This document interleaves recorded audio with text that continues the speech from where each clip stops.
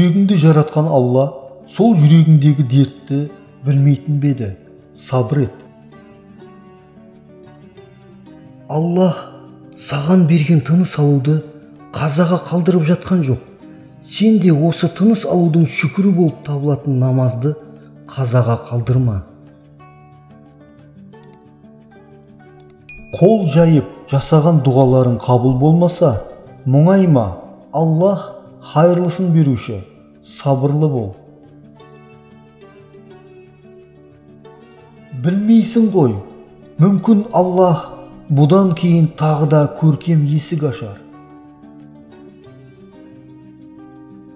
Пенде айтады, шаруаларымды жайғастырып, Аллаға бағытталайын. Алла айтады, маған бағыттал, шаруаларыңды жайғастырайын. Дұғадан жалықпаңыз, өйткені дұғамен бірге болған ешкім жамандық көрмеген. Хазіреті Айшадан, адам қашан жаман болып табылады деп сұрағанда, өзін жақсымын деп санағанда деп жауап берген. Отынды жағып күлге айналдырған сияқты, көре алмаушылық та жақсылықтарды жағып күлге айналдырады. Бүкіл адамдар қателік жасаушы. Қателік жасаушылардың ең хайырлысы болса, көп тәубе етушілері.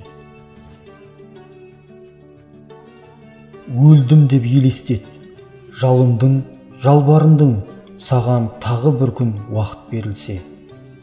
Бүгінгі күнді сол күн деп біл және солай өмір сүр. Маған жақын адамдар менің ұрпақтарымнан келгендер емес, жолымнан келгендер. Еңбексіз бай болғанның, кітапсыз ғалым болғанның, күн көрісі дін болғанның, жол көрсетушісі шайтан болған. Біреулер көрген қиыншылықтарын сылтауратып, Алладан алыстаса, кейбіреулер көрген қиыншылықтарының есебінен Аллаға жақындайды.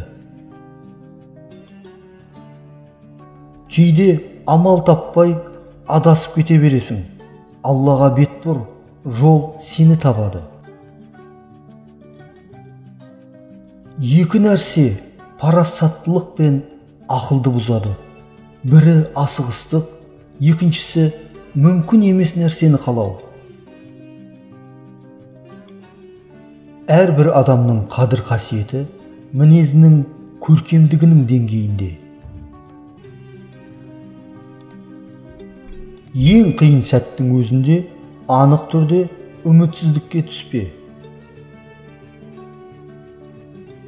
Көркем мінез деген ешкіммен ұрыспау, ешкімді ұрыстырмау.